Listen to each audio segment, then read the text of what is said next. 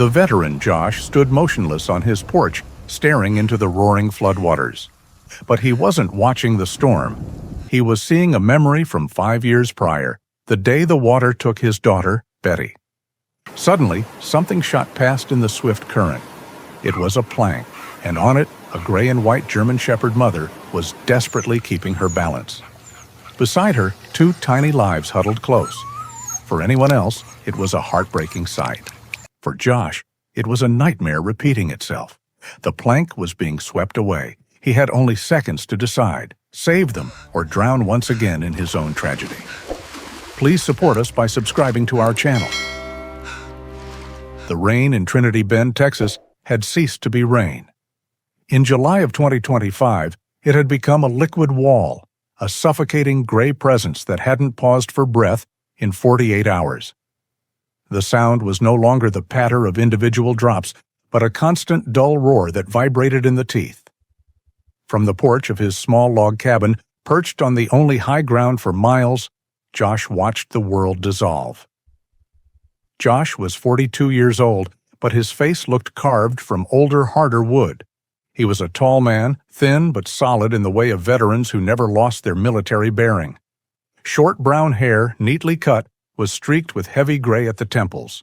His face, etched with lines of exhaustion and covered in a thick salt and pepper beard, was dominated by eyes that had seen too much and were now trying to see as little as possible. He wore a faded gray t-shirt and denim jeans, both soaked through just from the spray whipping across his porch. The Trinity River, usually a lazy brown ribbon far below his property, was now a churning, angry ocean that lapped at the bottom steps of his cabin. This sound, the rush of endless water, was the soundtrack to his nightmares. It clawed at the edges of his mind, demanding entry. He had come here, to this isolation after the divorce. The PTSD from his time in the Navy had been a crack in the foundation of his marriage. The guilt had been the earthquake that brought the whole house down. The rain 5 years ago in 2020 had been just like this, relentless. He gripped the porch railing, his knuckles white. The memory always came with the rain. It was the day he was supposed to pick up Betty, his daughter, his 7-year-old light. He and Anna, his ex-wife, were navigating the jagged edges of their separation. Josh had promised Betty the big one, a full-day trip to the amusement park. She had talked about it for weeks. He could still hear her voice on the phone the night before, high and buzzing with excitement. "1 million rides, Daddy! We're going to ride 1 million!" He was running late, just 10 minutes, slowed by the storm. He remembered sitting in his truck, the windshield wipers fighting a losing battle, annoyed at the traffic, annoyed at the weather. Annoyed? When he arrived, the street was already a river.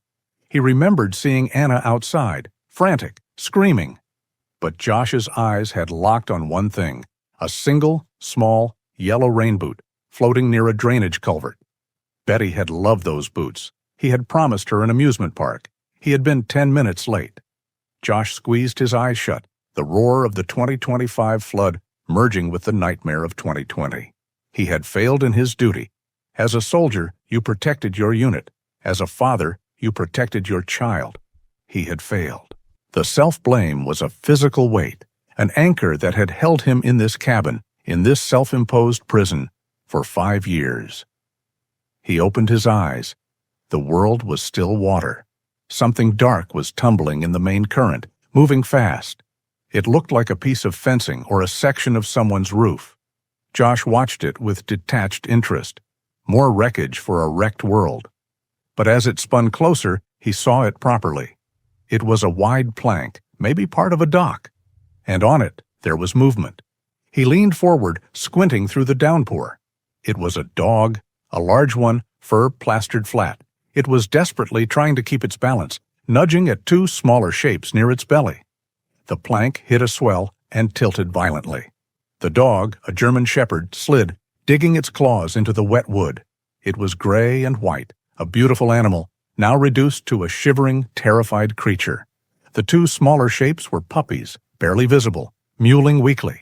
Josh's breath caught in his throat. A mother, her children, helpless in the water. The memory didn't just knock this time, it kicked the door down, the yellow boot, Anna's scream. "A million rides, Daddy." He froze, his muscles locked.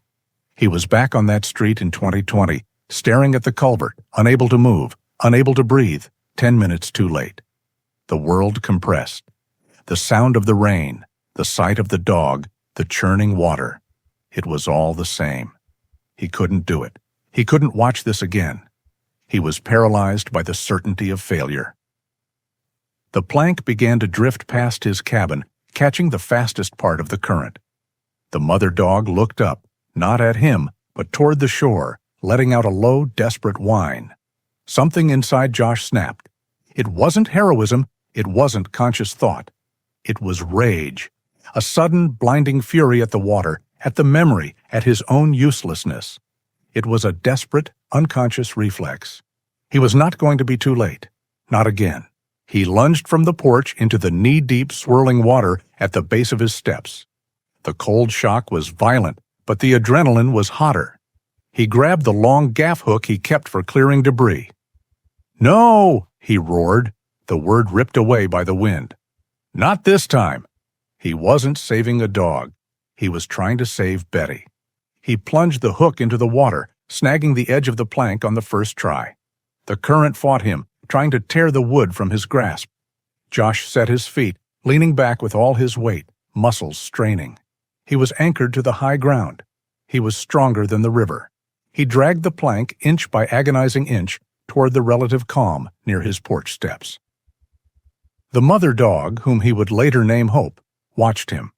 She was an adult German shepherd, her gray and white fur matted with mud. She was skeletal, exhausted, but her eyes held a spark of wary intelligence. She bared her teeth in a weak growl as he reached for the plank, but she was too weak to do anything else. "It's okay," Josh grunted, his voice raw. "It's okay. I've got you." He slid the plank until it jammed against the steps. The two puppies, Scout and Ember, were tiny, no more than a few weeks old. They were shivering so hard they looked like they were vibrating. Josh scooped up the first puppy. It was cold, so cold.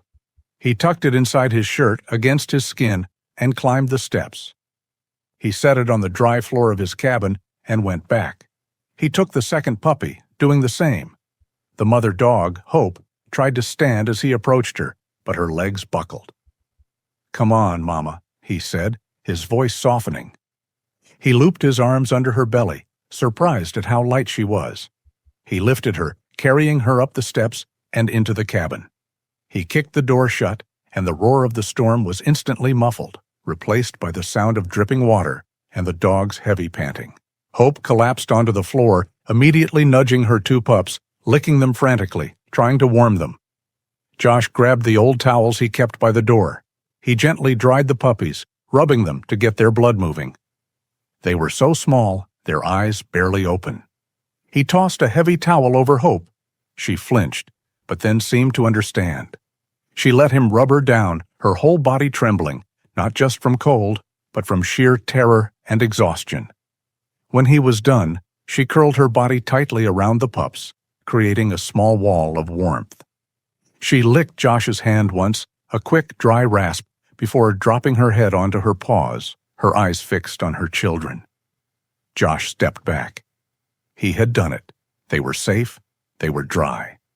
He looked at the small salvaged family, a mother and her two children safe from the water. But Betty wasn't. The adrenaline vanished, leaving a hollow, freezing void. The victory felt like a lie. This act of salvation didn't rewrite the past. It only highlighted it. He had saved these children, which proved he could have saved his own. The room tilted.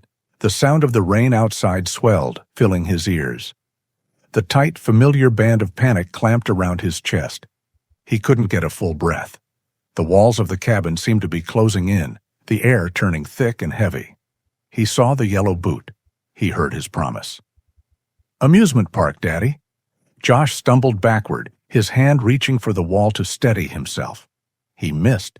His legs gave out, and he slumped to the floor, collapsing against the rough wooden planks. The cabin in 2025 dissolved, and he was back on that flooded street in 2020, a father who was 10 minutes too late, forever. Josh woke to the sound of whimpering. For a moment, the world was a gray, confusing blur. He was on the floor of his cabin, his muscles screaming in protest, his clothes stiff and cold. The panic attack had subsided, leaving behind the familiar, hollowed-out exhaustion, like a beach scoured by a violent tide. The roar of the river was still there, a constant bass note shaking the foundations of the house, but the immediate, sharp-edged terror had dulled. Then he saw them. The mother dog, Hope, was lying in the corner where he had left her, on the pile of dry towels. She had not slept. Her head was up, and she was watching him with an unsettling, intelligent gaze. She was weak, but she was alert. The whimpering came from the two puppies, Scout and Ember. They were nestled against her belly, but they were no longer just shivering. They were weak, their movements sluggish. Hope licked them, her tongue rough, pushing them toward her, but the small mews were becoming faint, high-pitched, and desperate. Josh pushed himself to his feet, his joints aching. He approached slowly, holding out his hand. Hope watched him but didn't growl. She seemed to understand he was not a threat. He touched one of the pups, Scout. The tiny body was cool, almost cold despite the mother's warmth. "No," Josh whispered. He looked at Hope. She was starved.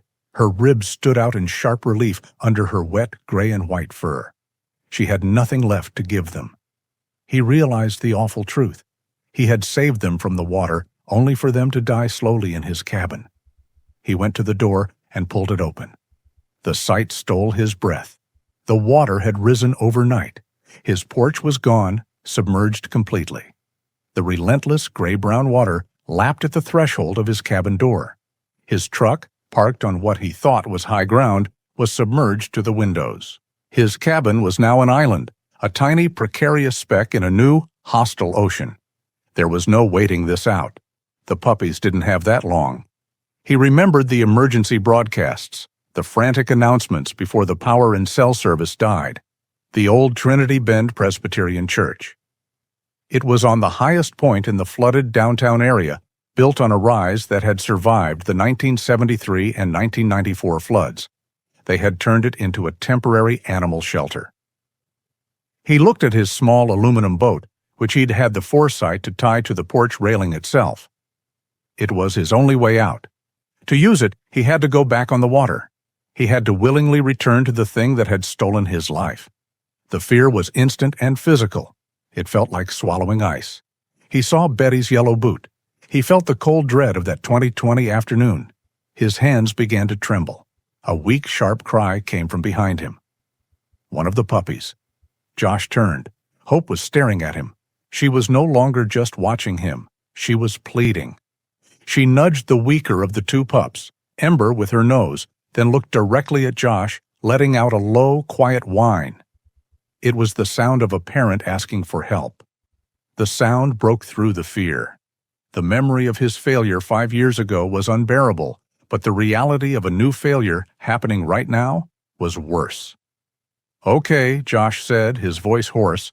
"Okay, I'll take you."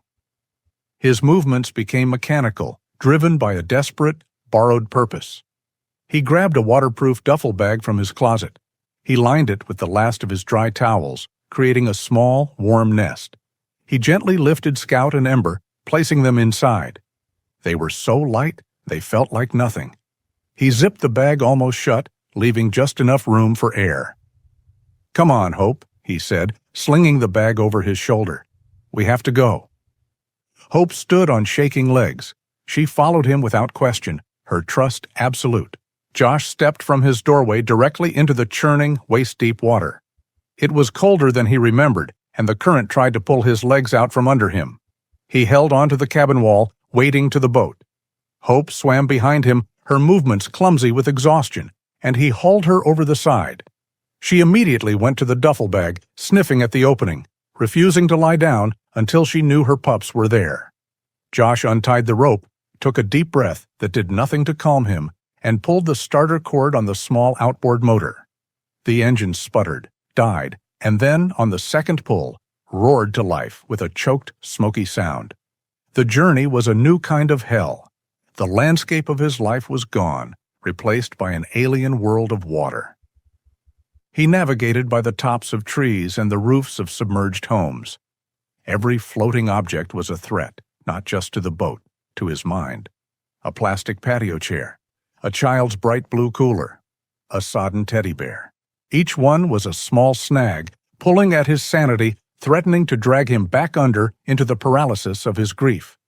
He focused on the church steeple, the one landmark still recognizable, rising above the muddy deluge. After 20 agonizing minutes, he reached it. The church was, as promised, on an island of high ground, though the water was only inches from the sandbags piled high at the main doors. The air was filled with a cacophony of sound, a desperate, chaotic chorus of barking, meowing, and the strained shouts of people. He tied the boat to a wrought iron fence and carried the duffel bag. Hope leaped out and pressed against his leg, her eyes wide with fear at the noise. Josh pushed open the heavy wooden doors. The sanctuary was unrecognizable. The pews had been pushed to the walls to make room for dozens of crates, cages, and makeshift pens. The air was thick with the smell of wet fur, ammonia, and antiseptic. In the center of the chaos, a woman was directing traffic, her voice strained but clear. "Ben, we need more towels in the choir room now, and tell those people the generator is for the heating lamps, not their phones." This was clearly Dr. Eva Sandoval. She was perhaps in her late 40s, with dark hair pulled back in a messy, functional tail. She wore green medical scrubs under a black rain jacket, both stained with mud and things Josh didn't want to identify. Her face was intelligent and sharp, but the skin under her eyes was dark with exhaustion.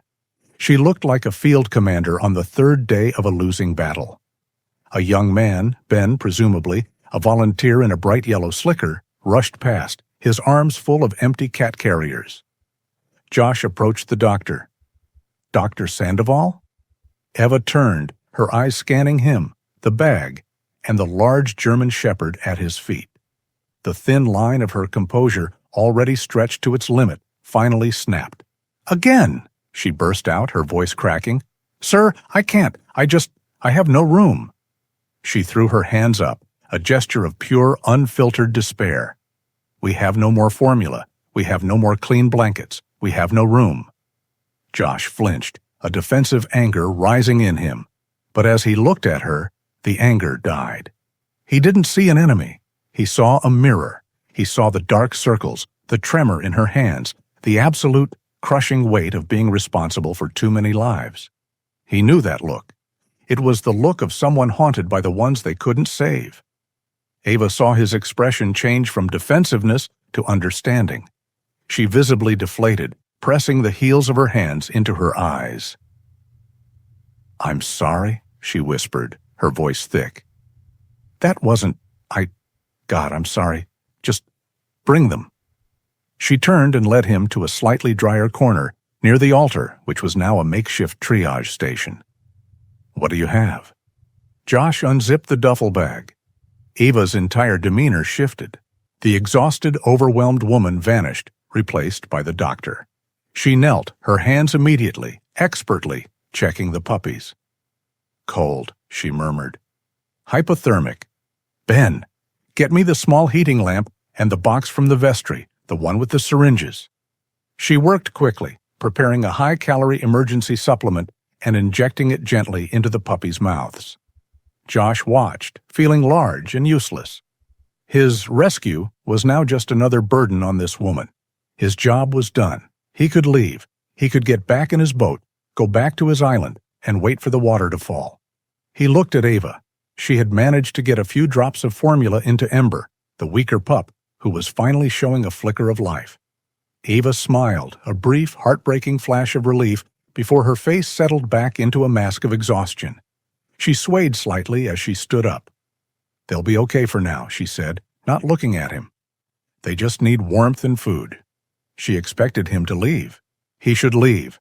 But as he turned, he saw Ben struggling to restrain a large, terrified dog that had broken free of its leash.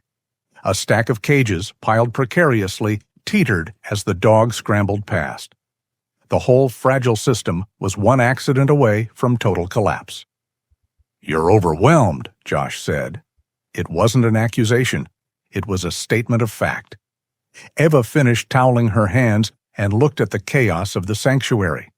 She nodded, too tired to argue. "We lost half our volunteers when the lower road flooded. It's just me and Ben and Maria, and she's 70. Josh nodded. He looked at the chaos, at the barking, frightened animals. He looked at the water visible through the open door, the water that held all his ghosts. Here, in the church, the sound of the animals was louder than the sound of the rain. He turned back to Eva. He didn't offer sympathy. He didn't offer to help. He just pointed to the sandbags near the door. "Where do you want the next row stacked?" Eva stared at him, confused. "By the south wall. It's leaking." But Josh didn't wait. He walked past her, grabbed 2 empty sandbags, and headed out the door into the rain. He wasn't staying for her. He wasn't staying for the animals. He was staying because this place, this organized disaster, was shelter. It was the one place in Trinity Bend where the work was loud enough to drown out the echoes of the river. The work was a blessing. It was mindless, brutal, and necessary. For hours, Josh filled sandbags in the pouring rain, his back and shoulders burning, and ferried them inside. He, Ben, and a soaked-to-the-bone Eva formed a desperate line, reinforcing the south wall of the church where the old mortar was weeping muddy water. The physical exhaustion was a shield. It kept the memories at bay, pushing them just below the surface. Sometime after midnight, the leak slowed to a manageable seep. Eva, looking pale and close to collapse, declared they could rest in shifts. Ben, barely 20 and running on pure adrenaline, curled up on a dry pew and was asleep instantly. Eva slumped into the church office, promising to be back in an hour. The sanctuary was quieter now. The sounds of panic had settled into the low murmurs of exhaustion. A few dogs whined in their sleep, cats shifted silently in their carriers. The constant, overwhelming roar of the river outside was muffled by the thick stone walls, reduced to a distant, vibrational threat. Josh didn't feel tired. He felt hollowed. He walked past the rows of cages, his boots quiet on the stone floor, toward the altar. In the corner, under the warm amber glow of the single heating lamp they'd spared, Hope was lying with her pups. She had been fed a high-calorie paste by Eva, and a bowl of water sat nearby. She was still painfully thin, her gray and white fur patchy and damp, but the frantic terror had left her eyes. She was simply a mother. Josh sat on the steps leading to the altar, keeping a respectful distance. He watched her. She was meticulous, nudging the 2 pups, Scout and Ember, with her nose, licking them clean with a rough, rhythmic motion. She was fully focused, dedicating every last ounce of her energy to the 2 lives she had left. Josh knew, with the chilling certainty of shared experience, that there had been a third. He had seen the space on the plank. He saw the way her eyes would occasionally drift toward the church doors, a look of haunted, searching emptiness before she forced her attention back to the survivors. She had lost one. He looked at her, and she looked back at him. Her ears didn't flatten. She didn't growl. She just watched him, her dark eyes reflecting the amber light. He was a father who had lost his child. She was a mother who had lost her pup. They were bound by the same ugly scar. The air in the church suddenly felt too thick.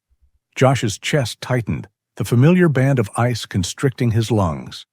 The muffled sound of the river outside began to swell, filling his ears, drowning out the whimpers of the animals. He saw a flash of yellow, a small rain boot, bobbing in the dark water.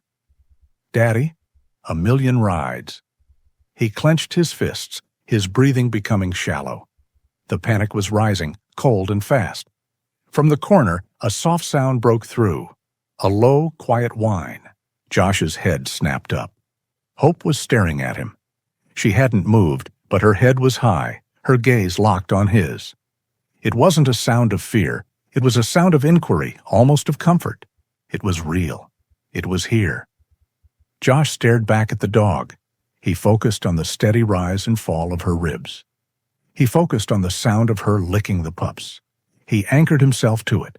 The roaring in his ears subsided, pushed back by the small, immediate sounds of life. His breathing steadied. The ice in his chest retreated. He didn't realize he'd been holding his breath until he let it out in a long, shaky sigh. Hope watched him for another moment. Then, seeming satisfied, she lowered her head and rested her muzzle on her paws, though her eyes remained open. Josh sat there, breathing, just breathing. The presence of the dog, this exhausted, grieving mother, had done what nothing else could. It had pulled him from the edge. In turn, Hope seemed to relax in his quiet presence. His stillness, his lack of threat, communicated a safety that allowed her to lower her guard. His calm helped her focus on the singular, vital task of caring for her remaining children. A silent alliance was formed in the shared darkness. Josh must have dozed, sitting upright on the step, because he was startled awake by the sound of the main doors groaning open, letting in the gray light of morning and the raw, wet noise of the flood. A new boat had arrived. A woman stepped inside, moving with a weary determination. She was perhaps in her late 30s, dressed in a professional-grade black rain slicker and waterproof trousers. Her dark hair was pulled back in a severe, practical knot. She carried a heavy, waterproof camera bag over one shoulder. She was not a first responder. This was Carolyn Johnson. Her face was sharp and intelligent, her features defined by an exhaustion that matched Eva's. But where Eva's was a frantic exhaustion, this woman's was a deep, quiet sorrow. She stopped just inside the sanctuary, her gaze sweeping over the chaotic scene. She saw the rows of cages, the desperate animals, the high water mark on the walls. Her expression was one of profound, personal pain. She did not pull out her camera. Eva emerged from the office, rubbing her eyes. "Can I help you?" "I'm Carolyn Johnson," the woman said, her voice quiet but clear. "From the Houston Chronicle. I'm just documenting." Eva nodded, too tired to care. "Just stay out of the way. We're full." "I won't be a problem," Carolyn promised. She watched Eva move away to check on a wheezing cat. She saw Ben and Maria, who had returned, ferrying bowls of food. Her eyes, however, were drawn to the altar. She saw Josh, the hard-looking, bearded man, sitting sentinel on the steps. She recognized the set of his shoulders. He was a veteran, she was sure of it. She had seen that posture in her own father, and she saw the German shepherd. Carolyn watched as Josh leaned forward. His hands, which looked rough and calloused, moved with an impossible gentleness as he adjusted the towel around the two tiny puppies, tucking it in to block a draft. Hope watched him, and then, in a gesture of profound trust, she nudged his hand with her cold nose. Josh froze for a second, then absently, almost subconsciously, he stroked the dog's head, his fingers scratching gently behind her ear. Carolyn felt a lump form in her throat. She had come here expecting to find only devastation. She turned away from them. She walked to one of the tall, stained-glass windows at the side of the church, one that wasn't blocked by sandbags. She looked out over the expanse of muddy water that had once been Trinity Bend. Josh watched her. He had expected her to start snapping photos, to stick a microphone in someone's face. But she just stood at the window, her camera still in its bag. She was looking toward the old neighborhood, the one by the ruined municipal park. She was looking at a spot where only the peak of a single blue roof was visible above the water. Carolyn lifted her camera, but she didn't point it at Josh or the animals. She pointed it out the window, at the blue roof. She focused the lens. She took one photo, then another. Then she lowered the camera, and thinking no one was watching, she quickly wiped a tear from her cheek. Josh knew that look. It wasn't the detached gaze of a reporter. It was the look of loss. Carolyn took a deep breath, composing herself, and tucked the camera away. She turned, and her eyes met Josh's. She had seen his moment of gentleness. He had seen her moment of grief. She walked toward the altar, her footsteps slow. She didn't approach him with a notebook out. She stopped a few feet away, her gaze falling on Hope and the puppies, who were now fast asleep under the lamp. "She's beautiful," Carolyn said, her voice soft. Josh just nodded. Carolyn looked from the dogs to Josh and then back toward the window. My grandmother's house was over there, she said, gesturing with her chin. The one with the blue roof. I grew up in that house. I just wanted to see it one last time, get a picture before it's gone. She looked back at him, her eyes holding no pretense, only a shared, weary understanding. It's hard, she said, her voice barely above a whisper. It's hard to watch everything disappear. Josh looked at this stranger, this journalist who had come to document the end of her own memories. She hadn't asked him what happened. She hadn't asked his name. She had simply stated the truth that sat on both of them like a lead weight. He thought of Betty. He thought of his marriage. He thought of the life he used to have. Yeah, Josh said, his voice rough. It is. The new day brought no relief, only a different shade of gray.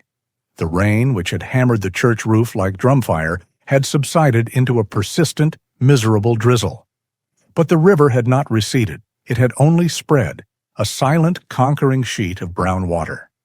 Inside the sanctuary, a grim routine had taken hold. The initial chaos had settled into the organized drudgery of survival. Eva, Ben, and Maria moved like ghosts, checking animals, rationing the dwindling supply of food, and cleaning kennels with bleach and borrowed water. Carolyn Johnson, the journalist, had seamlessly folded into the work. She had abandoned her rain slicker for a borrowed church choir robe, her camera bag stowed safely in the dry vestry. She was organizing blankets, her quiet competence a balm to the frazzled volunteers. Josh had found his place in the physical labor. He was the group's muscle, their engineer.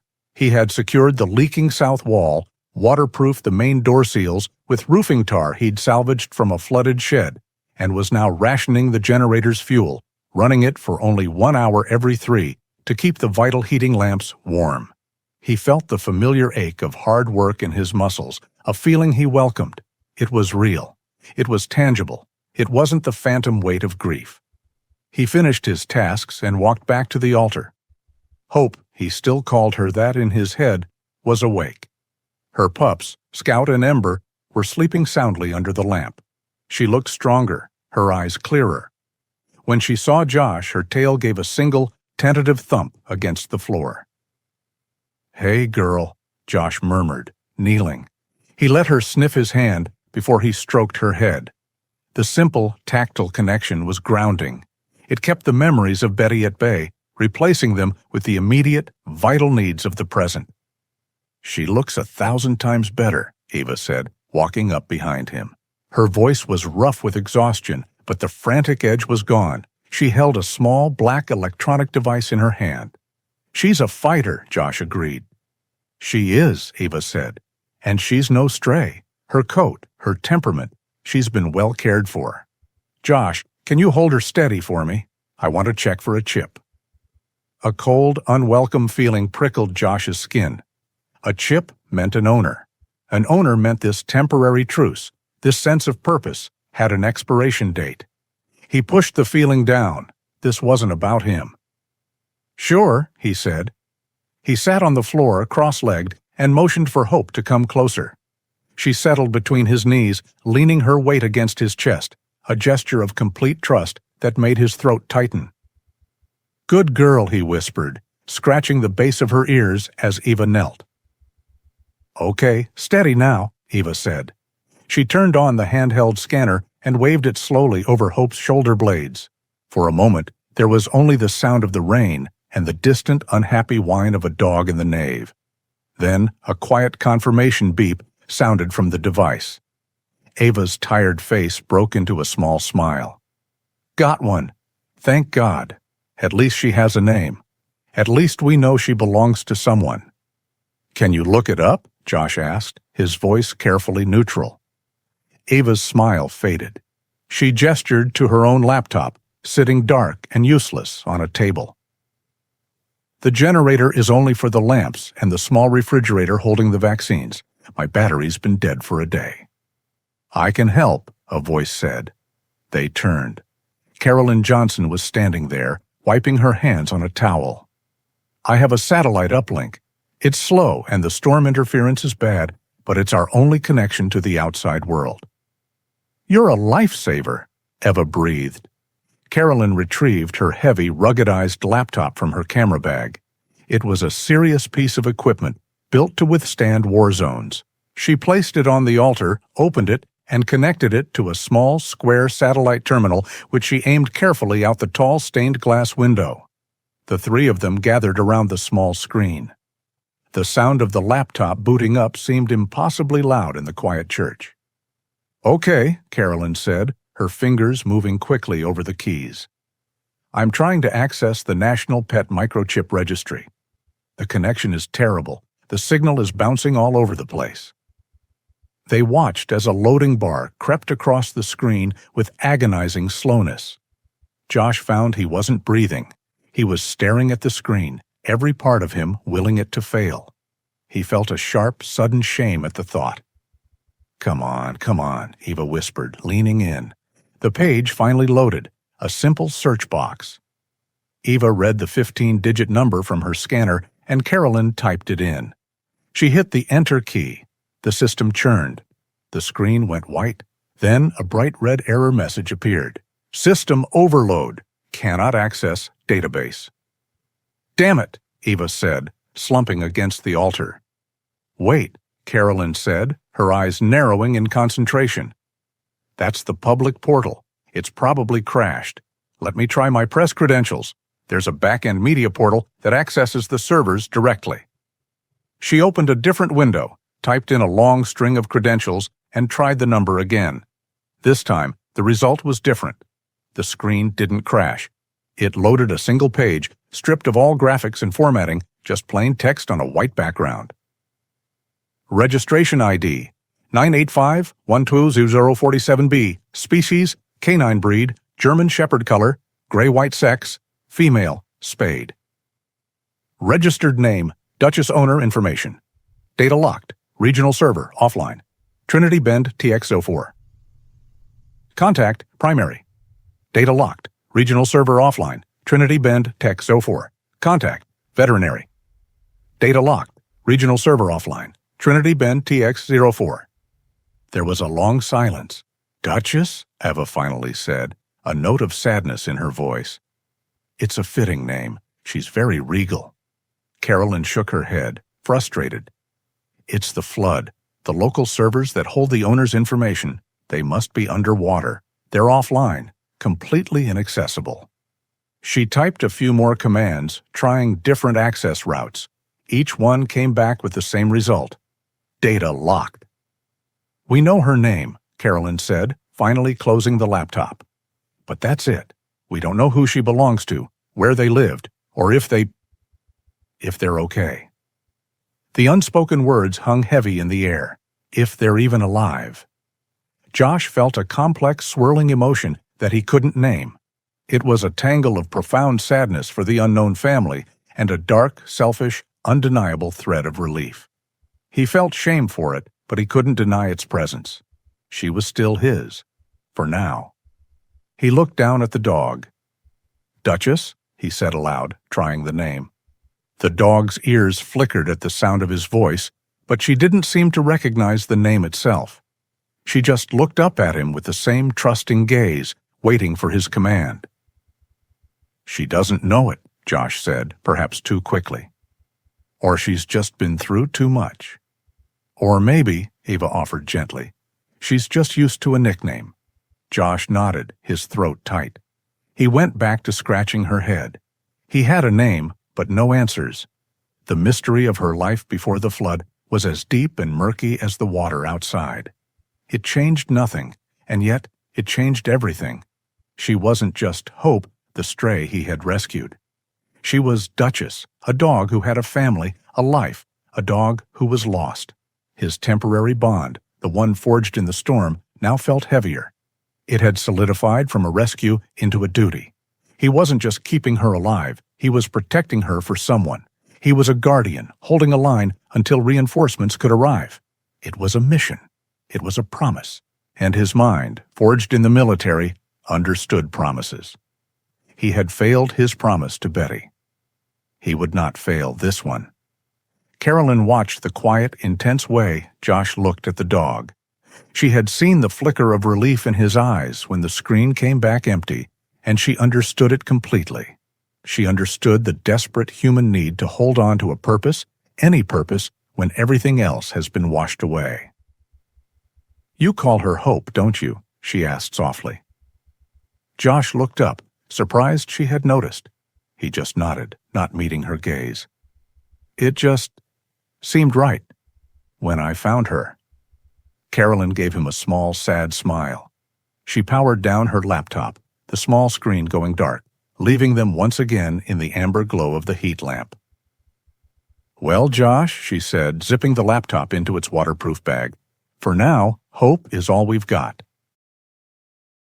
The third day in the church sanctuary began with a false, fragile peace.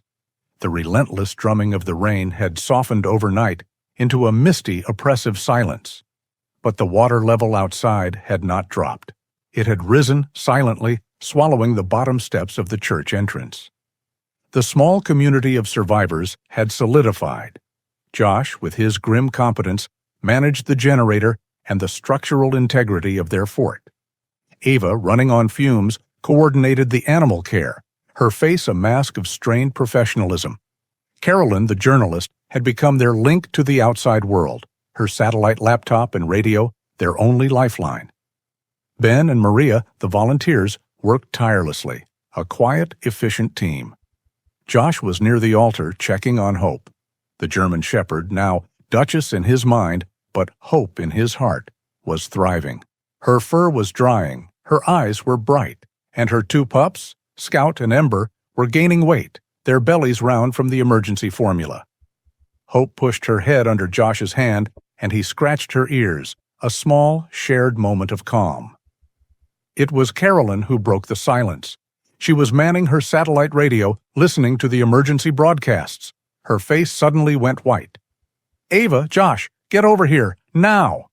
Her voice was sharp, stripped of its journalistic calm. Josh and Ava hurried over. Carolyn pointed to the radio, where a frantic voice was cutting through the static. "Repeat, this is not a drill. The auxiliary dam on the Upper Trinity. Catastrophic structural failure. Imminent. The breach is confirmed. This is a surge warning for all low-lying areas south of, God help us, all of Trinity Bend. You must evacuate to higher ground immediately. This is a secondary flood wave. This is a wall of water. I repeat." The air left the room. This wasn't a leak. It was a wave. "The school," Ava said, her voice a strained whisper. "Trinity Bend High School. It's 6 blocks from here, but it's on the highest hill." "How long do we have?" Josh asked, his voice all business. "He said imminent," Carolyn answered, already packing her laptop. 10 minutes? 15, if we're lucky?" Eva looked around the sanctuary, her eyes wide with a new, terrifying panic. "The animals! Oh God, the animals! We can't move them all." "We move what we can," Josh said, his military training taking over. His voice cut through the rising panic. "Ben, Maria, stop feeding. Start moving. Carriers to the front door. We'll make a chain. We take the smalls first.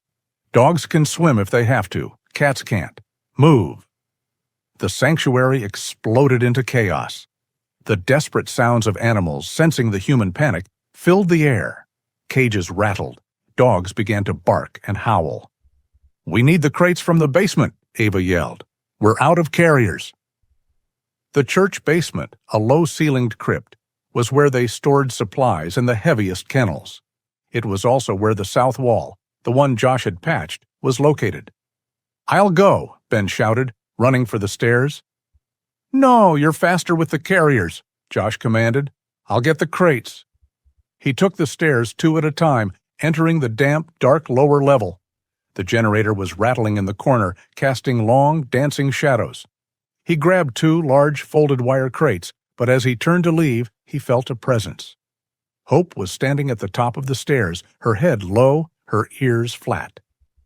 "Go," Josh ordered. "Go, Hope. Go with Eva." The dog didn't move. She just stared at him, and then past him, at the south wall. She let out a low, deep growl that vibrated in her chest. "Hope, I don't have time for this," Josh said, starting up the stairs. Suddenly, a series of sharp, frantic barks exploded from the dog. It wasn't her alert bark. It was terror. She ran down the stairs, past Josh, and began scratching frantically at the base of the south wall, the one he had sandbagged from the outside. She whined, barked, and dug, her claws scraping loudly on the old stone. "What is it?" Ava yelled from the top of the stairs, her face pale. Josh dropped the crates and ran to the wall. "Hope, back!" He shoved the dog aside and put his hand on the damp stone. It was vibrating. He pressed his ear to the wall. He heard it. It wasn't the sound of a leak, of the dripping water he'd heard before. It was a deep, groaning sound, like a giant tree bending in the wind. It was the sound of immense, unbearable pressure. "Ava!" he roared, grabbing Hope by the collar. "Get everyone out! Not the front door. The side exit, toward the school. The wall is going. This wall is going." He dragged Hope up the stairs. The scene in the sanctuary was desperate. "Everyone, out! Now!" Josh bellowed, his voice the command of a man who expected to be obeyed. "The animals!" Maria, the elderly volunteer, cried, her hands clutching a carrier with 3 kittens. "We take what we can carry," Josh yelled. "Carolyn, get Maria and Ben out. Go!" Carolyn, her face grim, grabbed Maria's arm and pushed her toward the side exit. "Go! We're right behind you!" Josh and Ava ran through the rows, grabbing carriers, unlocking cages, pulling animals. "Run! Go!" they shouted, letting the larger dogs loose, hoping they would follow. Hope, now understanding the urgency, was no longer barking. She was helping, nipping at the heels of a dazed golden retriever, herding it toward the door Carolyn was holding open. "We have to go, Josh," Ava screamed. "One more," Josh said, grabbing the last 2 carriers. Ava was staring at the last cage on the row. Inside was a very old, very frail tabby cat, hissing in terror. His name tag read Thomas. He was the one Ava had spent an hour with the night before, coaxing him to eat. "Ava!" Josh shouted. She lunged for the cage. As her fingers touched the latch, the world seemed to stop. A low, wet tearing sound filled the air, like giant canvas ripping. It came from the basement, from below their feet. The stone floor beneath them visibly bowed. "AVA! No!" Josh grabbed her, yanking her back with all his strength, pulling her away from the cage. She stumbled, falling against him. "Thomas!" she shrieked, fighting him. "He's gone! We have to go!" Josh half dragged, half threw her through the side door.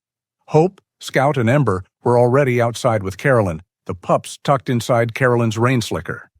Ben and Maria were halfway up the hill, struggling with carriers. "Run!" Josh yelled, shoving Ava forward. "Don't look back!" They scrambled up the grassy hill, slipping in the mud, the air filled with the cries of animals and the shriek of stressed metal from the church. They reached the top, the high ground of the high school parking lot, nearly 100 yards away.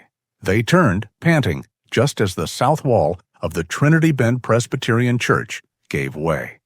It didn't explode. It simply dissolved. There was a deafening roar as a solid brown wave of water, the surge from the broken dam, punched through the stone.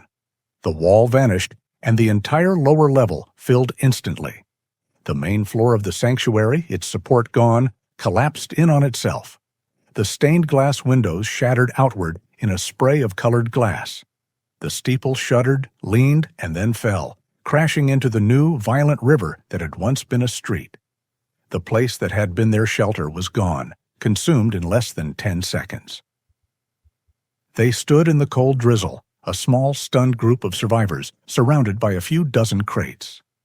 Ben was bent over, vomiting. Maria was praying, her eyes squeezed shut. Ava just stared, her face blank. She was shaking, her whole body vibrating with shock and adrenaline.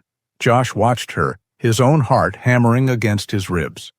Then the blankness broke. Her face crumpled. She sank to her knees on the wet asphalt. She wasn't crying for the church. She wasn't crying from fear. She was sobbing, a deep, ragged, tearing sound. "Thomas," she wept, her voice muffled in her hands. I left him. I just left him." Josh looked at the wreckage. He looked at this woman, broken not by the disaster, but by the one life she'd failed to save. He knew this feeling. He lived in it.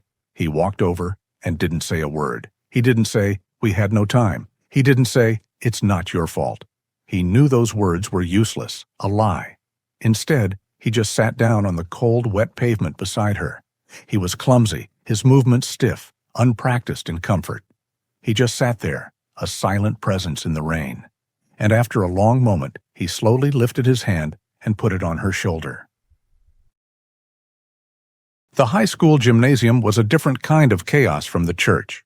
It was louder, brighter under the harsh fluorescent emergency lights, and smelled of wet concrete and too many people. The small group of survivors from the church had been absorbed into a larger, more desperate population of refugees from all over Trinity Bend. Ava, Carolyn, Ben, and Maria had established a new, smaller animal zone in a cordoned-off section of the bleachers. But the atmosphere had changed. The intimacy of their small, desperate church sanctuary was gone. They were no longer a crew. They were just survivors. Josh felt profoundly useless. At the church, he had been the engineer, the muscle. He had a purpose. Here, uniformed National Guardsmen were managing the generator and distributing MREs. There were no walls to patch, no sandbags to fill. He was just a man with a beard and haunted eyes, sitting on the polished floor, watching. He watched Ava. She had not recovered from the loss of Thomas, the tabby cat. She moved with a hollow-eyed, mechanical precision, checking the animals they had saved, but her grief was a palpable thing. Every time she looked at the empty space where another carrier should have been, she flinched.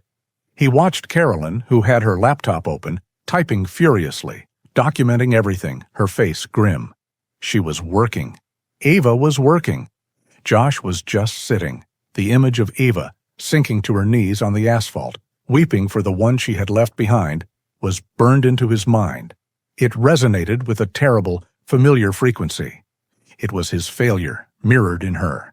He stood up. The decision was sudden, but absolute. "I'm going back out," he said. Ava looked up, her hands frozen while cleaning a small terrier. "What? Josh, no. The radio said the surge is still active. The currents are impossible." "I have a boat," he said, his voice flat, leaving no room for argument. "I can handle a boat. There might be others, like Thomas. People the surge trapped, waiting on rooftops."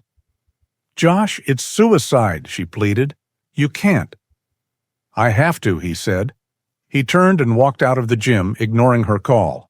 He went to his boat, which he had tied to the school's flagpole base at the bottom of the hill. The water was higher, faster. The world was a churning soup of debris. He climbed in, pulled the cord, and the small motor sputtered to life. He didn't look back. He went alone. He thought he needed to. This was his fight, his penance. The first 10 minutes were manageable. He was a Navy man, and his body remembered the feel of a boat, the way to read the water, to anticipate the pull of the current. He navigated the submerged streets, his focus absolute. He turned a corner into a neighborhood that had been hit hard. The houses were submerged to their eaves. The silence was absolute, broken only by the rattling hum of his motor. Then he saw it. It was bobbing in the brown water, snagged on the iron scrollwork of a flooded porch gate. A single, yellow, rubber boot. It was small, a child's size. It was bright, cheerful, and identical to the ones Betty had been wearing when she was swept away. The world stopped. The sound of the motor, the hiss of the rain, the entire world went silent. All he could hear was Betty's voice, high and clear, from that last phone call. "I'm coming to pick you up for the amusement park, sweetheart." "A million rides, Daddy." He had been 10 minutes late. The boot floated there, an accusation, a monument to his failure. He hadn't saved her. He had failed Eva with Thomas. And now he was out here, a fraud, pretending to be a rescuer when he couldn't even save his own daughter. The air in his lungs turned to ice. He couldn't get a breath. The water, the boat, the entire gray, wet world was a coffin, and he was sinking.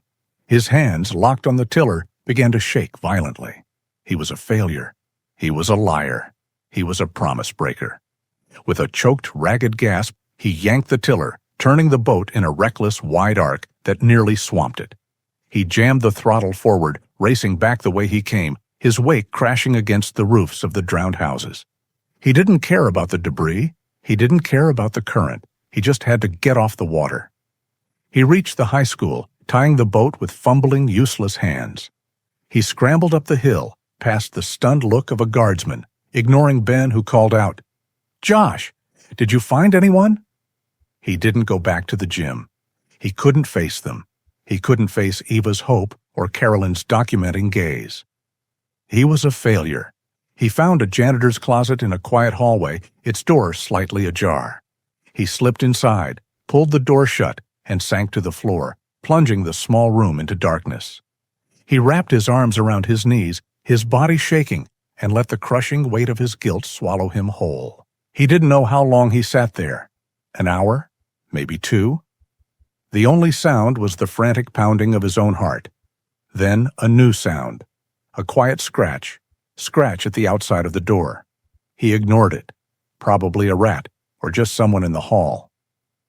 The scratching stopped. It was replaced by a soft, insistent whine. His heart jumped. He stayed perfectly still. The whining continued, more urgent now, and then a solid, heavy thud as a body leaned against the other side of the door. Slowly, his hands trembling, Josh reached up and turned the knob. He pulled the door open an inch. A cold, wet nose pushed through the gap instantly, followed by a gray muzzle. Hope. He opened the door fully. The big German shepherd, Duchess, was sitting in the hallway, panting softly. She must have tracked his scent from the gym, through the hallways, to this small, dark room. She looked at him. She didn't bark. She didn't jump. She simply looked at him with her deep, intelligent eyes that held no judgment. She saw his shaking hands, his pale, sweat-soaked face. She stepped into the dark closet. She turned around once, then leaned her entire, warm, solid weight against his legs and sat down, her back pressed against his chest. She nudged his hand with her muzzle, a cold, wet touch that was shockingly real. Josh let out a breath he felt he'd been holding for 5 years. He dropped his hand to her head. Her fur was thick and damp. He buried his face in the fur of her neck, and his hands gripped her, holding on to her as if she were the only anchor in the world. She was not a memory. She was not a failure. She was just here. She didn't accuse him. She didn't know about his broken promises. She just leaned into his grip. She, who had also lost a child to this water, had found him in the dark. He wasn't alone. He sat there with her on the floor of that dark closet for a long, long time. The shaking subsided. The ice in his lungs melted. The next morning, Josh walked into the gymnasium. He felt scoured but steady. Hope was walking at his heel, her tail high. She did not leave his side. Eva and Carolyn looked up, their faces etched with worry. "Josh," Eva started, "I was so worried. Are you?" "I'm fine," he said. His voice was quiet, but the hollow, haunted tone was gone. "I'm going back out." Eva's face fell. "Josh, please, not again. Not alone." "I'm not," he said. He walked past them, out the door, and down the hill to his boat. He checked the fuel, checked the engine. Hope sat patiently on the grass, watching him. He finished his preparations and untied the rope. He looked down at the dog. "You're with me," he said. He patted the bottom of the aluminum boat. "Up." Hope didn't hesitate. She leaped cleanly into the bow. He started the engine. This time, he didn't feel the fear. He felt the weight of the dog at the front of the boat, a ballast. They went out. The water was just as dangerous, the debris just as thick. But Josh was not alone. Hope stood at the bow, her body braced against the movement, her nose testing the air. She was not a passenger. She was a partner. They passed the street with the yellow boot. Josh saw it. He flinched, but the panic didn't come. He just gripped the tiller, looked at Hope, and kept going. An hour later, as they were passing a row of submerged tract homes, Hope suddenly went stiff. Her head snapped to the left, her ears forward. She let out a single, sharp, focused bark, directed at a house where the roof was collapsing, its attic vent barely above the water. "What is it, girl?" Josh said. He cut the motor, letting the boat drift closer. "Hello?" he shouted. "Is anyone in there?" Silence. Hope barked again, a frantic, demanding sound. Then, from the attic vent, a faint cry. "Help! Please! We're in here! My wife!" Josh maneuvered the boat, using the gaff hook to hold them steady against the roof. He took a small axe from his emergency kit and began to smash through the sodden plywood of the roof. Inside, he found a young couple and a toddler, huddled on the rafters, the water only inches below them. One by one, he pulled them from the darkness and into the light. He got them into the boat. The young mother was shivering, clutching her small child, who was silent with shock. Hope, her job done, moved to the back of the boat. She lay down and gently licked the small, cold hand of the child. Josh started the motor, his heart steady. He had made the rescue. He had saved a family. He looked at Hope, and she looked back at him. He had taken his first step forward. The high school gymnasium was a place of dull, shared misery until the side door opened. The low, heavy rumble of Josh's motor cutting off had been the only warning. A murmur went through the crowd as Josh appeared, his face grim and soaked. He was followed by a young man and woman, both shivering, their eyes wide and blank with shock. The woman was clutching a toddler. In that moment, the entire gym saw him not as the haunted, silent man in the corner, but as something new. A rescuer. Hope, her gray and white fur plastered to her body, followed close at his heel, her gaze sweeping the room with a calm, protective authority.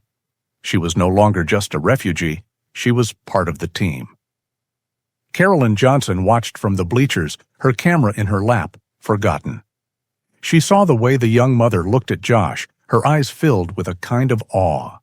She saw Josh debriefing the National Guard commander, his words short, concise, and professional, pointing on a map.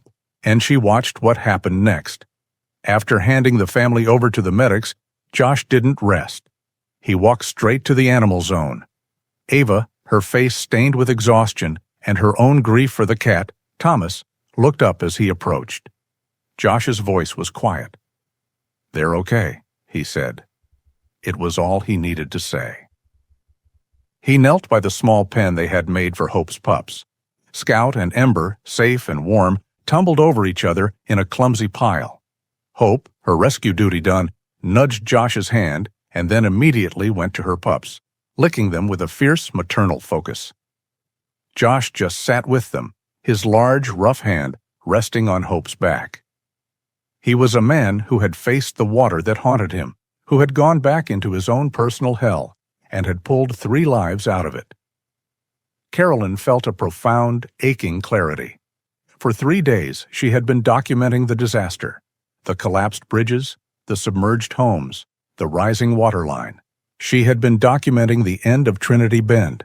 She had photographed her own grandmother's blue roof as it sank, a final, painful goodbye to her childhood. But that wasn't the story. Not the real one. The real story was here, in this gym. It was in the stubborn, resilient heart of a veterinarian who had lost her entire clinic, but was still fighting for a litter of kittens in a cardboard box. It was in the quiet, stoic form of a veteran who was so clearly broken by a past tragedy, yet had just risked his life for strangers. And it was in this dog, Duchess, Hope, a mother who had lost one of her own to the flood but had partnered with this broken man to save others. 2 broken souls, a man and a dog, who had found each other in the wreckage. This was the story she had to tell. She picked up her camera. She didn't take a new picture. She didn't want to disturb the scene. She already had the photo she needed, the one she had taken in the quiet gloom of the church just before the surge. The one of Josh sitting on the altar steps, his head bowed, his hand resting gently on Hope's head. It was a portrait of shared, silent grief and unshakable strength. She moved to the quietest corner she could find near the administrative office, where her satellite gear was plugged into a protected outlet. She opened her laptop, the glow of the screen illuminating her determined face. She ignored the disaster report template. She opened a blank document. Her fingers began to move, the soft, rhythmic clatter of the keys a counterpoint to the rain and the murmurs of the gym. She didn't write as a reporter. She wrote as a witness. She wrote about the sound of the water, the suffocating presence of loss. She wrote about the ghosts that haunt Trinity Bend, the memories of 2020 and other floods. Then she wrote about Josh. She didn't use his last name. He was just Josh, a former Navy man living in a cabin, a man haunted by the water, living in a prison of his own grief. She wrote about hope. She is a mother who lost her own child to the same cruel river. Her registered name is Duchess, but to the man who saved her, she is Hope. There is no more fitting name. She described their silent alliance. They are two broken souls, a veteran and a canine, who share a scar the water gave them. And in finding each other, they have become an arc. Yesterday, this man hid from the world in a dark closet, paralyzed by his past. Today, with this dog at his side, he is pulling life from the wreckage. She didn't forget Eva. She wrote of her fierce, exhausted love. Dr. Eva Sandoval, who lost her clinic and her home, wept today not for her possessions, but for Thomas, an elderly tabby cat she could not save. She is a doctor who lost her hospital, but not her oath. She is the stubborn, beating heart of Trinity Bend. She titled the article simply, "The Story of Trinity Bend." She attached the single powerful photograph, Josh and Hope at the altar, a quiet moment of grace before the second storm. She typed in the email address of her editor at the Houston Chronicle. His name was Mike. He was a good editor, but a pragmatic one, driven by headlines. His satellite texts for 2 days had been demanding. Need aerials? Need the bridge collapse? Need numbers? Carolyn typed a single line in the body of the email. Mike, forget the disaster porn. This is the story. Run it. She hit send.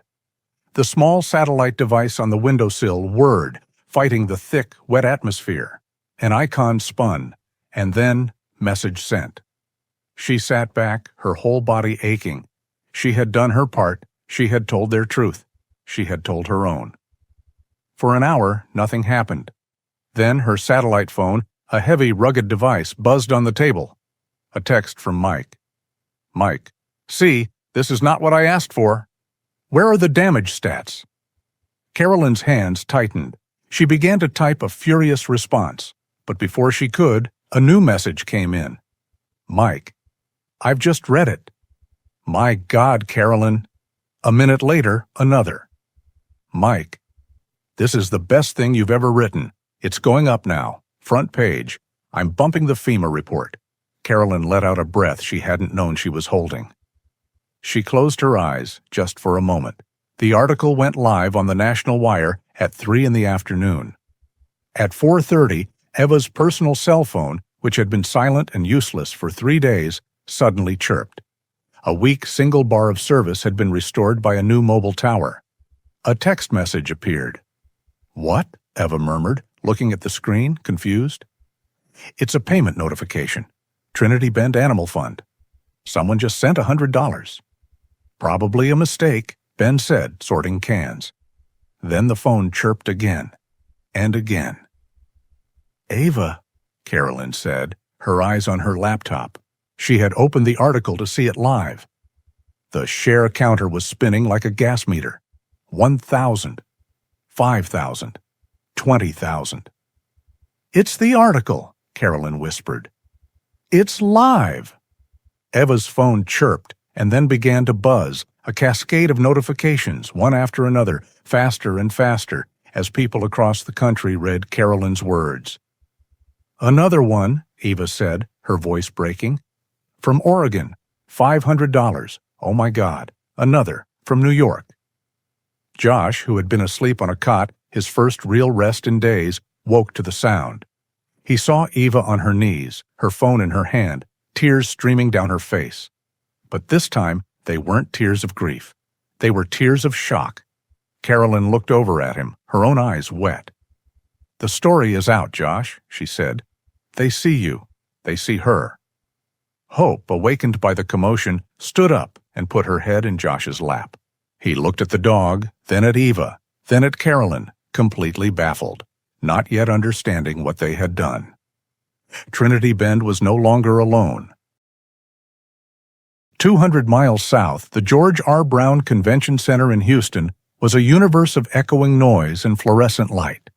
It was a place of sterile, orderly despair. Thousands of cots were arranged in neat, heartbreaking rows on the vast concrete floor. The air smelled of disinfectant, instant coffee, and the metallic tang of shared human grief. Here, there was no immediate danger. The water was outside, held back by the city's infrastructure. Here, there was only the aftermath. Tyler Adams sat on the edge of a standard-issue FEMA cot, his back to the aisle, trying to create a small private world for his son. Tyler was 35, with the strong build of a man who worked with his hands, but the flood had hollowed him out. His eyes were red-rimmed and vacant, staring at nothing. He wore a donated T-shirt that was 2 sizes too large and jeans stiff with dried river mud. Beside him sat his 8-year-old son, Daniel. Daniel was a small boy, and his trauma had made him smaller. He was swallowed by an oversized sweatshirt. He sat with his knees drawn to his chest, his gaze fixed on the gray blanket of the cot. He had not spoken a word in 3 days. Not since a Coast Guard rescue swimmer had pulled him and his father from the roof of their pickup truck. His mother, Tyler's wife, had been swept away right before their eyes. Tyler had tried everything. He talked, he pleaded, he held his son, he sat in silence. But Daniel remained locked inside himself, a prisoner of the roaring water. A volunteer, a kind-eyed woman with a Red Cross vest, had given Tyler a tablet to try and distract Daniel. But the boy showed no interest. Now Tyler was the one scrolling, his thumb moving aimlessly, listlessly, through the news. He was just trying to feel something other than the crushing, silent weight of his son's catatonia. He was on the Houston Chronicle website, not really reading, just looking at the pictures of his drowned world. Then he saw a headline that was different. It wasn't about statistics. The story of Trinity Bend. He tapped it. He read Carolyn Johnson's words. He read about the church, about the stubborn doctor named Eva, about her grief for a lost cat. He felt a dull pang of shared understanding. He read about the haunted veteran, Josh, a man broken by a past flood. And then he read this. A German shepherd, a mother who had also lost her own to the river. Her registered name is Duchess, but to the man who saved her, she is hope.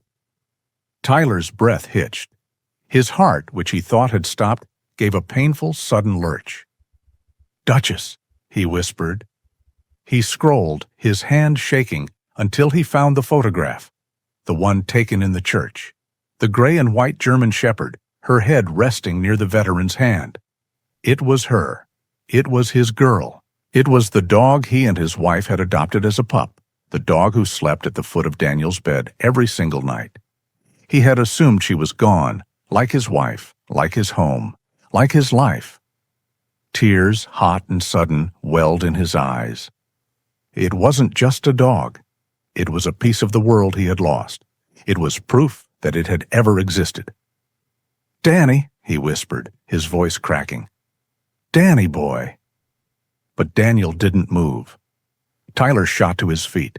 He ran, clutching the tablet, to the main administrative desk. A volunteer with a FEMA badge looked up, startled. She was an older woman named Sandra, her face kind, but deeply tired. "Ma'am," Tyler said, his voice raw, struggling to get the words out. "This article, this dog, I think this is my dog. Her name is Duchess. That's my dog." Sandra looked at the man, at the raw hope and pain in his face, and her professionalism took over. "Okay, Mr. Adams, Tyler Adams, from Trinity Bend." "Okay, Mr. Adams, let me see." She read the byline. Carolyn Johnson, Houston Chronicle. She picked up her official satellite phone. "I'm going to call the newspaper's main line. I'll see if I can get to the editor." She made the call, using her FEMA credentials to cut through the bureaucracy. She was put on hold, then transferred. "Yes, this is Sandra M. at the GRB shelter. I'm calling about Carolyn Johnson's story." "The story of Trinity Bend." "Yes, it's wonderful. I have a man here, a survivor. He says the dog, Duchess, is his." There was a pause. "Yes, he has his son with him. He's right here." She looked at Tyler. "Her editor's name is Mike. He says she's still in Trinity Bend at the high school. He's going to connect me to her satellite phone." The call patched through, the line crackling with static. "Ms. Johnson, this is Sandra at the GRB in Houston. I have a man here named Tyler Adams. He says you have his dog." Back in the Trinity Bend gym, Carolyn, Josh, and Eva were sitting near the animal zone, staring at the phone in Carolyn's hand as it sat on the laptop. "He wants to do a video call," Carolyn relayed, her voice quiet. "He says he needs to see her. He has his son with him." Josh felt that cold, familiar prickle of dread.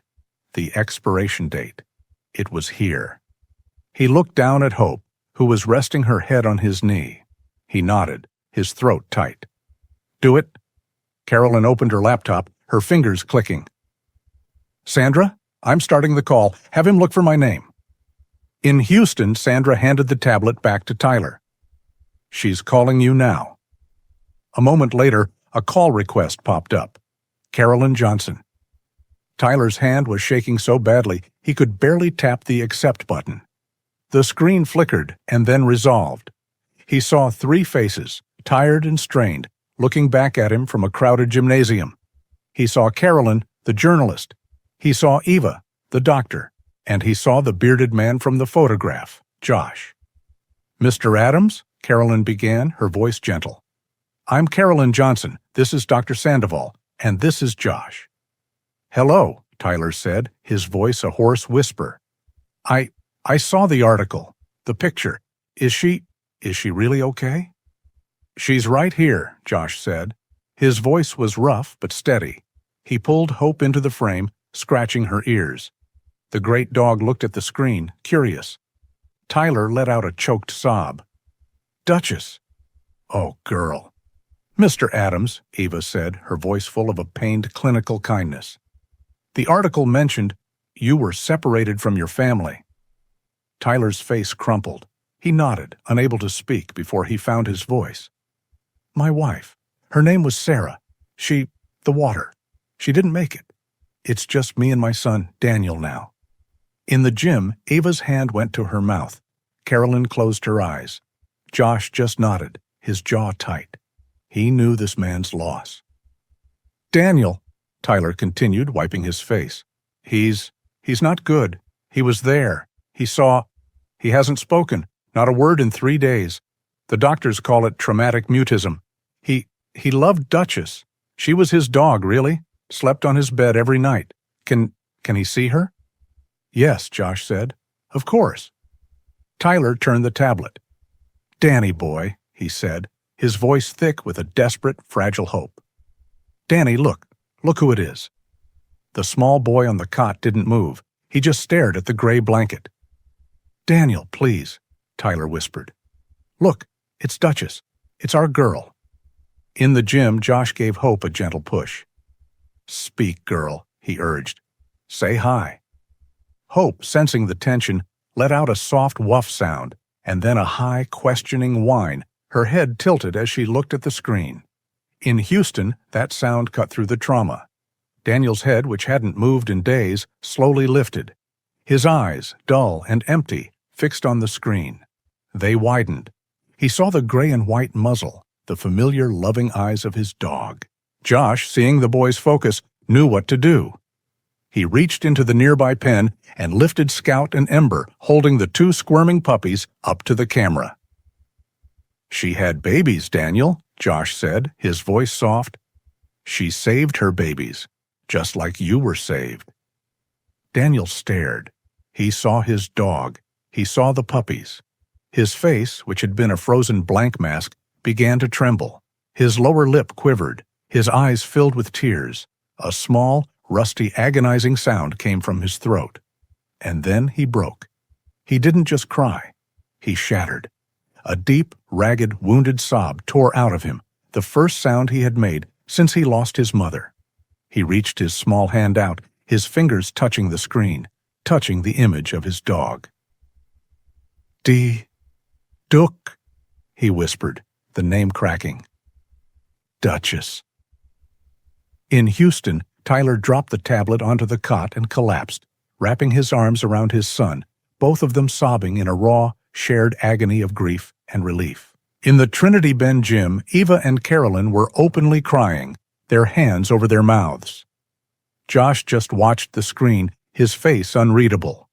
He watched the father and son clinging to each other, their grief finally unlocked. His hand rested on Hope's head. He had kept his promise. He had saved her for this boy. And he realized, with a cold, hollow certainty, that his mission was almost over. The video call ended, plunging the corner of the gymnasium back into its own harsh, fluorescent reality. The image of the father and son, weeping and clinging to each other in a distant, sterile convention center, was gone, replaced by the dark, reflective green of Carolyn's laptop screen. Eva and Carolyn were both wiping their eyes. The raw, unfiltered breakthrough of Daniel's grief had shattered the numb shell they had all built around themselves. Josh remained still, his hand resting on Hope's head. The dog, Duchess, whined softly, sensing the sudden shift in the room, her gaze fixed on the dark screen where the boy had been. Mr. Adams. Tyler. He's coming as soon as the roads are clear, Carolyn said, her voice thick. He doesn't care about the house. He wants his dog. Of course he did. Josh looked at the German shepherd, this creature of quiet strength who had pulled him from his own darkness. He looked at Scout and Ember, now asleep in their pen, blissfully unaware of the human dramas swirling around them. He had known this moment was coming. He had known since Eva first found the microchip. But the reality of it, the impending, inevitable goodbye, felt like a physical weight. Hope was his partner, his purpose, his anchor in the storm. Losing her felt like setting himself adrift again. He saw the image of Betty's yellow boot. He felt the cold paralysis of the janitor's closet. Then he looked at the dark screen. He saw Daniel's small, tear-streaked face. He saw a child who had lost his mother and his entire world, a child for whom this dog was the only remaining piece of home. Josh stood up. He walked over to the laptop. Carolyn, he said, his voice quiet but firm. Call them back, just for one more second, please. Confused, Carolyn quickly re-established the satellite connection. Tyler's face reappeared, red-eyed and exhausted, holding the tablet. Daniel was visible beside him, his small body still shaking with sobs, but he was looking at the screen. Josh knelt, bringing his face close to the camera, forcing himself to meet the boy's gaze. Daniel, Josh said, his voice rough. My name is Josh. I know you've been through hell. I just wanted to make you a promise. The boy's crying softened, his eyes focusing on the bearded man. I will protect Duchess, Josh said, his voice low and absolute. I will protect her, and I will protect Scout and Ember. I will keep them safe at all costs. They will be right here, waiting for you. I give you my word. I will keep them safe until you and your dad come back. Daniel didn't speak, but he nodded, a small jerking motion. Tyler, his voice cracking, whispered, Thank you. God, thank you. The call ended. Josh stood up. The weight was still there, but it had changed. It was no longer the anchor of his grief. It was the heavy, solid, vital weight of a mission. It was a promise to a child, a promise he could keep. The next 3 weeks were a different kind of war. The water, which had come with a terrifying, primal roar, receded with a slow, sickening sigh. It did not leave the world clean. It left behind a new landscape, a thick, gray, toxic-smelling crust of mud that covered everything. The sound of Trinity Bend was no longer the sound of water. It was the sound of generators, of heavy machinery, of saws cutting through ruined homes. The high school gym remained the center of operations. The population of human refugees thinned as FEMA relocated them, but the animal population swelled as rescue teams, now able to access the flooded zones, brought in more survivors. Eva, funded by the astonishing nationwide response to Carolyn's article, was no longer a desperate woman on the verge of collapse. She was a field commander, coordinating volunteers and supplies, her grief for Thomas channeled into a fierce, tireless purpose. But for Josh, his purpose was singular. He was the guardian of Duchess and her pups. He was offered a cot, but he slept on the floor of the bleachers, his bedroll placed directly in front of their pen. He fed them, walked them, and cared for them with a gentle, meticulous focus that never wavered. The pups, Scout and Ember, grew. They were no longer tiny, helpless things. They were clumsy, sharp-toothed, playful puppies, their paws too big for their bodies. They tumbled and wrestled, their high-pitched yelps echoing in the gym. Duchess, Hope, was back to her full strength. Her gray and white coat was thick and clean. She was a stunning, powerful animal. But she never left Josh's side. She was his shadow, his partner. In the quiet hours, she would rest her heavy head on his knee, a silent, constant presence that kept the ghosts at bay. He was fulfilling his promise. He was keeping Betty's promise. Then, one Tuesday, when the sun was shining with an almost offensive brightness on the ruined town, Carolyn Johnson found him by the football field. She was wearing clean jeans and a new shirt. "The roads from Houston are officially open," she said, her voice soft. "I'm driving down tomorrow. I'll be back the day after." Josh just nodded. He didn't need to ask. The day had come. He spent the next 36 hours in a quiet, private ritual of goodbye. He gave the pups a bath. He brushed Duchess until her coat shone. He sat with them, speaking to them in a low murmur, telling them about Daniel, about their father.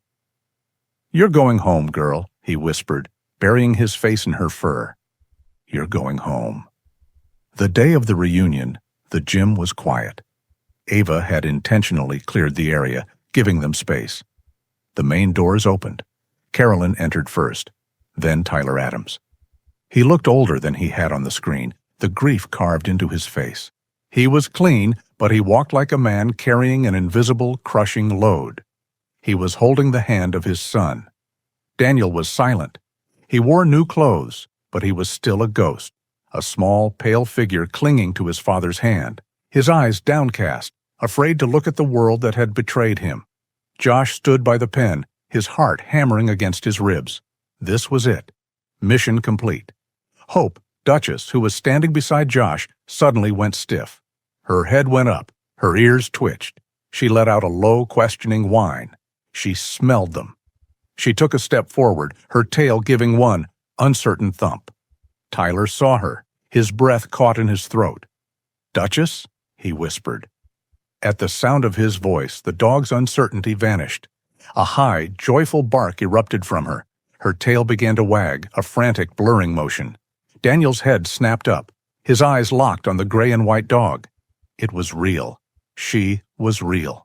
The trauma, the fear, the weeks of catatonic silence, it all shattered in that single, silent moment of recognition. He let go of his father's hand. Josh, watching, tensed. He was ready for the handover. But Daniel didn't run. He just stood there, his small body trembling, his eyes filling with tears. He was too broken to move, too afraid that she was another ghost that would vanish. Hope, however, was not. Seeing her boy, her Daniel, and seeing him frozen, her maternal instinct took over. She bounded across the gymnasium floor. She didn't jump on him. She skidded to a stop, lowering her head, whining, licking his hand, pushing her head against his small, rigid body. "Duchess?" Daniel whispered. It was a tiny broken sound. He fell to his knees, and as he fell, he wrapped his arms around the dog's neck. He buried his face in her fur, and for the second time since his mother's death, he began to cry. But this was not the ragged, torn sound of grief. It was the sound of a dam breaking. It was the sound of release. "I missed you," he sobbed, his small hands clutching her. "I missed you so much."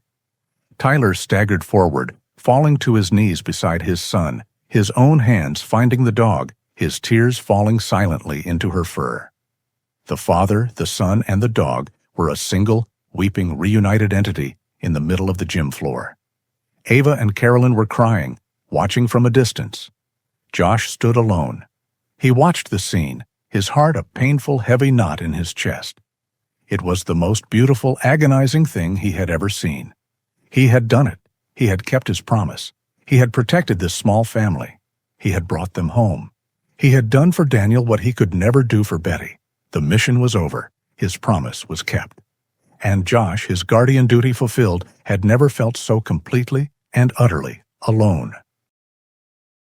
Josh stood apart, a silent sentinel watching the reunion. He felt like a man on a shoreline, watching a ship he had repaired sail over the horizon. There was a profound, aching relief. He had kept his promise to Daniel. He had not failed this child. He had not failed Betty. He felt a small, tight knot of guilt that he had carried for 5 years. The guilt of being 10 minutes late, finally, almost imperceptibly, begin to unwind. But with that relief came a vast, hollow emptiness. His mission was over. He watched as Tyler and Daniel knelt, their hands buried in Duchess's fur. After a long, cathartic moment, Tyler looked up, his eyes finding Josh. He stood, helping his small, trembling son to his feet. "Josh," Tyler said, his voice thick. He walked over, his hand outstretched. Josh took it, and Tyler pulled him into a hard, one-armed embrace. I don't know what to say. There are no words. You saved my family." I'm glad they're safe," Josh said, his voice wooden. He felt awkward, his body rigid.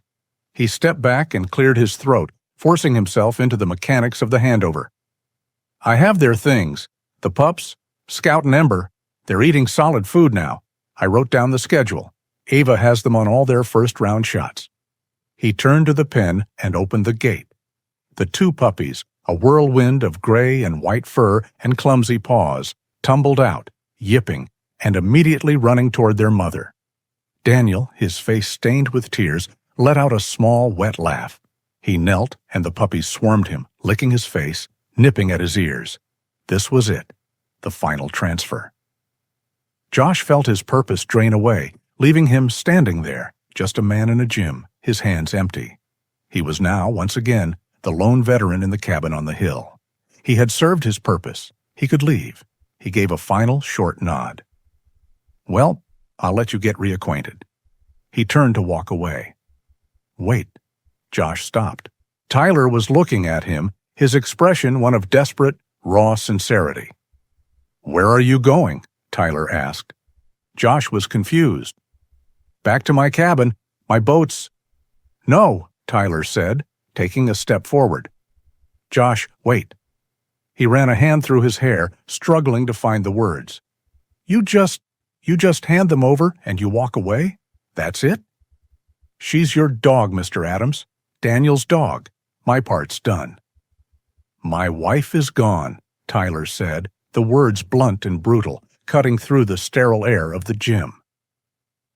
"My house, the one they grew up in, it's just mud and splinters. I have nothing. I have a hotel voucher from FEMA, a traumatized 8-year-old son who just spoke for the first time in 3 weeks, and 3 dogs." He gestured around the gym. "This is it. I'm starting from absolute, crushing zero. I'm overwhelmed." Josh looked at the man. He saw the same bone-deep exhaustion he had seen in Eva, the same paralyzing grief he knew in himself. "I am so grateful," Tyler continued, his voice cracking. "But I'm terrified. I have to rebuild a whole life, and I have to do it alone. And I have to make sure he pointed at Daniel, who was now sitting on the floor, a puppy in his lap, "is okay. I need help." Josh stared at him, not understanding. "I can't just take her from you," Tyler said. "Not really? Look at her." Duchess, Hope, who had been sitting with her boy, had stood up. She had walked over to Josh and was now leaning her solid, warm weight against his leg, looking up at him. She was with her family, but she was still checking on her partner. "She loves you," Tyler whispered. "She's my dog, but she's your friend. Daniel, he's going to need so much. And, Josh, I can't do this alone. I don't know how." He took a deep breath. "I'm staying in Trinity Bend. I'm rebuilding here. It's the last place where Sarah was. I have to. I'm asking you. Don't walk away. Don't be a stranger. Be their, I don't know. Be their godfather. Be my friend. Help me. Help me with them. Help me help Daniel." It was a raw, desperate, practical plea. It wasn't about sentiment. It was about survival. Josh was stunned. He was the broken one, the ghost, the man who lived on the hill, the one people avoided. He was not the person anyone asked for help. He looked at Daniel, who was watching him, his small, tear-filled eyes wide and hopeful. He looked at Duchess, who was leaning against him. He looked at Tyler, a man just as broken as he was, who was not offering charity, but asking for an alliance. Josh had spent 5 years running from human connection, convinced he was a failure, a danger. But in the last week, he had found a new, terrifying, vital truth. He was a failure when he was alone. But he was not alone. He looked at Tyler and gave a single, slow, deliberate nod. "Okay," he said. His voice was rough. "Okay, I can help." 4 months later, in late October, the air in Trinity Bend was crisp and cool. The oppressive damp gray of the flood had been replaced by the bright, clear gold of a Texas autumn. The sound of the river was a distant, peaceful murmur. The sound of the town was the sound of hammers. The Trinity Bend Animal Fund, fueled by Carolyn Johnson's follow-up articles on the town's rebirth, had built a new, modest, but efficient clinic on the high ground where the high school stood. The Trinity Bend Animal Haven was run by Dr. Eva Sandoval. She was no longer haunted. She was busy. Josh was inside, sitting on the floor. He was wearing a clean flannel shirt and jeans that were not caked in mud. He was patiently offering a treat to a small, nervous beagle mix that had been rescued from a hoarder. Hope, Duchess, was lying at his feet, her presence a calming influence on the nervous dog.